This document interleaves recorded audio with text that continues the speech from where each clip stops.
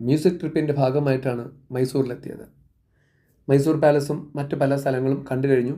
ഇന്നത്തെ പരിപാടി മൈസൂരിലെ ഒരു സാൻഡ് മ്യൂസിയം ഉണ്ടെന്നറിയാം, അതൊന്ന് കാണുക എന്നുള്ളതാണ്.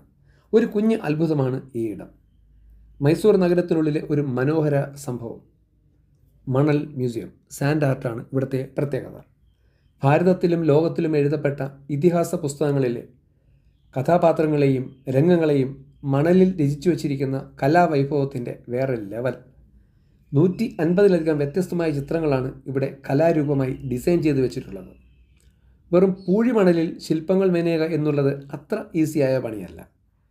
ക്ഷമാപൂർവം ഇരുന്ന് അർപ്പണബോധത്തോടെയും അതിലേറെ സ്നേഹവും പാഷനുമൊക്കെ ചേർത്തു ഒരാൾ മണിക്കൂറുകളും ദിവസങ്ങളും ചെലവിടുമ്പോഴാണ് ഇത്തരത്തിലൊരു ശില്പം ചരിത്രത്തിൻ്റെ ഭാഗമായി തീരുന്നത്.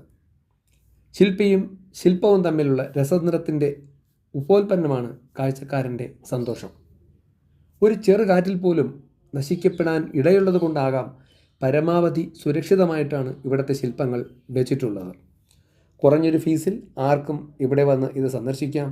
തീർച്ചയായും യാത്രയെ സ്നേഹിക്കുന്ന യാത്രികരായ നിങ്ങൾ മൈസൂർ സന്ദർശന വേളയിൽ ഉറപ്പായും ഈ സാൻഡ് മ്യൂസിയം കണ്ടിരിക്കണം. കുഞ്ഞുങ്ങളോടൊപ്പമാണ് വരുന്നതെങ്കിൽ ഉറപ്പായും കാണണം. കാരണം അവർക്കും ഇത്തരം കലാരൂപങ്ങളോടും കലകളോടും ഒരു ആഭിമുഖ്യം വരാനുള്ള സാധ്യത തള്ളിക്കളയണ്ട. എൻ്റെ ചാനൽ സബ്സ്ക്രൈബ് ചെയ്തിട്ടില്ലാത്ത ആൾക്കാരാണെങ്കിൽ ദയവായി സബ്സ്ക്രൈബ് ചെയ്യുക, കമൻറ്റ് ചെയ്യുക, ലൈക്ക് ചെയ്യുക, ഷെയർ ചെയ്യുക. നന്ദി, നമസ്കാരം.